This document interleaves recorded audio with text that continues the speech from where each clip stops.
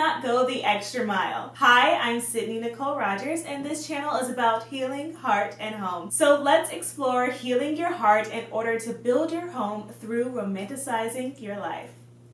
My word is bond, we don't spit no lies. So my husband was like, what is romanticizing your life? Romanticizing your life is appreciating and celebrating the everyday while injecting it with intentionality and ambiance and mindfulness. Romanticizing your life is finding the magic in the mundane. One of the ways that I practice mindfulness and self-care even is through floral arrangements. So we're gonna make one today, and I'm really excited because it's been a little while. Okay, now you see here, this is what you get when you go to an actual florist shop and not to Trader Joe's. You see how long these stems are?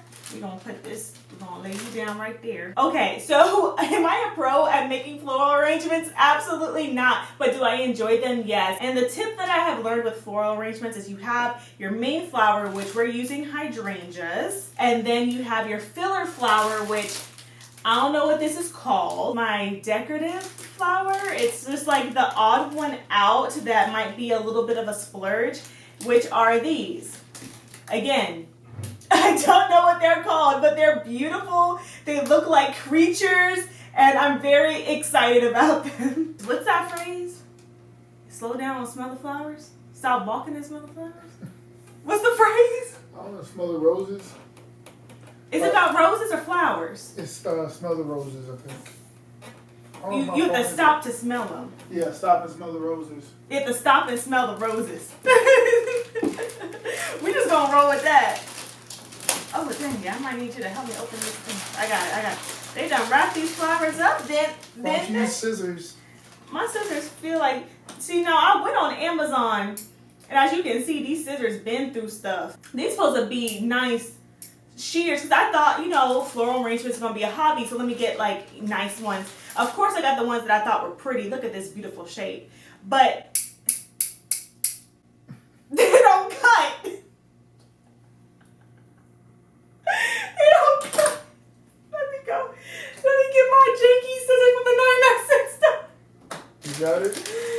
I think I got it. I want to get it. So anyways, I went from being just like an Energizer bunny, just moving through life fast. And when I think back on it, I did move through life fast just because that's what I was doing, but also because I put myself in situations where I had to move fast. For example, if I knew that school started at 8:30 a.m., I would wake up at 8 o'clock and have like 5 minutes to get ready and then 10 minutes to drive to school if there was no traffic.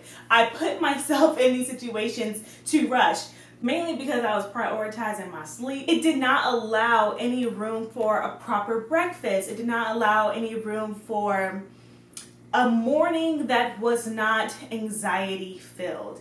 So what I did when I was an adult was like, you know what? I don't have a traditional job. I don't have to clock in for work. I am going to have my slow morning. And maybe this will also teach you a little bit about me and why I like to prioritize my slow mornings. Because that's the truth. Like, I rushed so much of my life. I rushed so many mornings. And I said, I'm going to have this, as they say, soft life. I'm going to embrace this soft life. I'm going to embrace the fact that I don't have to wake up at a certain time.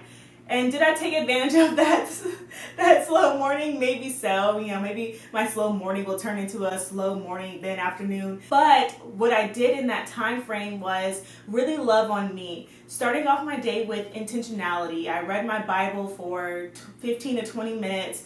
Then I go in and that's when I read my emails or check any text messages, making sure that anything that might be important or maybe alarming with my family was taken care of right away. And then after that, I chilled. Listen, I will walk around in my robe, without my robe, enjoy my breakfast, maybe make a chai tea or a matcha, and just live my life.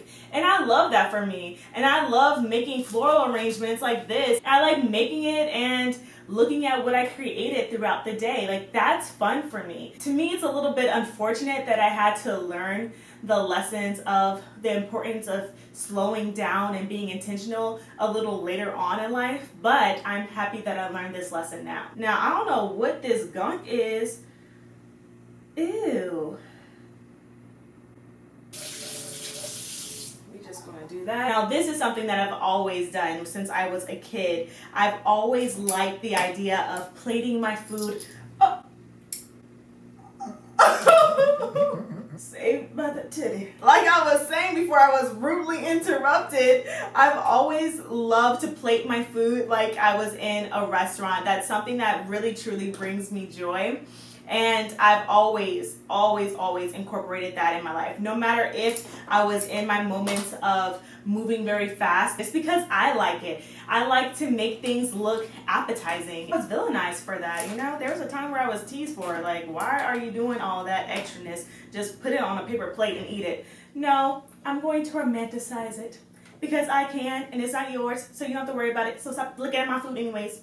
Life will give you a mixture of things, right? People might see them as obstacles. People might not answer to the call. People might say, you know what, these things are too opposite. I don't know what to do with them, and I'm just going to ignore it. And there's other people in the world who look at the puzzle pieces and they get excited to put them together. They get excited to figure it out. And romanticizing your life is something like that to me. Even like these floral arrangements, obviously, like I don't know how this is going to turn out. Hopefully it turns out beautiful, but we're putting these pieces together and we're taking our time with it. We're being intentional with it. And we're also saying, you know what, we're not taking life too seriously. And I think that's also a part of romanticizing your life, not taking life too seriously. And I get caught up in that all the time, honestly, where I'm just like, okay, it has to be this, this, and this, or does it make sense for my brain? But when I take moments like this and I just laugh, have fun, and figure this out, I'm not taking life too seriously. What is that for you? Let's not take life too seriously together. Let's slow down together. Let's figure out what your version of the floral arrangement is together. And let's do these things and let's try to do them, you know, at least once a month. But I mean, honestly, it should be maybe once a week or every single day, at least one of the things, right? Because what's the consequence of romanticizing your life? In life, we go through moments where it feels like if we're not rushing, we're going to miss out on something.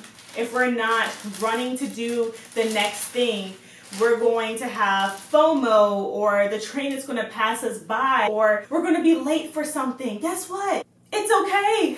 You're not going to get in trouble for taking the time out that you need. Life is going to continue to go, whether you're rushing with everybody or not. So you might as well do you and do what makes you happy. I see romanticizing my life as being the main character in my own movie. They're like little flowers within a flower. So I know you're not supposed to keep the leaves in the water. On a big stage, inspiring people to pray and give thanks. But somehow Okay, it's looking exotic. always protected building our legacy. I think if I had more hydrangeas too, I'm just gonna cut this Baby one off. girl, Mary, my best friend. I'm manifesting, but not concerned. 'Cause whatever happens, I'm good. Yeah, I'm good. Actually, more than good. Kinda great. But even on the bad days, I thank God for making me brave. Okay, so I think this looks like a chaotic wildflower wilderness floral arrangement. It's totally different from anything that I've ever made before. Normally I just do all white flowers, specifically white roses, but I'm kind of into it. It looks like a spider might pop out of it at any given moment. However, there's something about it that feels a little bit luxe to me, and maybe it's because of the specialty flowers, and I'm excited for my next floral arrangement. You know, floral arrangements always make me think of a luxury hotel. There's a hotel here in Beverly Hills that's called the Peninsula, and they have exquisite floral designs. I mean, they're beautiful. And when I think about entering into my home, my bedroom, my sanctuary, if you will, I picture beautiful floral arrangements, the smells of fresh cut flowers, and the atmosphere that it brings, the luxe feeling that it brings. And you know, it's always my goal to have the hotel lifestyle within my home, and this is a way of doing that, and this is also a way of slowing down and just creating and having fun. This is fun for me, and this is a part of romanticizing my life. And with that, thank you so much for watching, and as always, much love. SNR.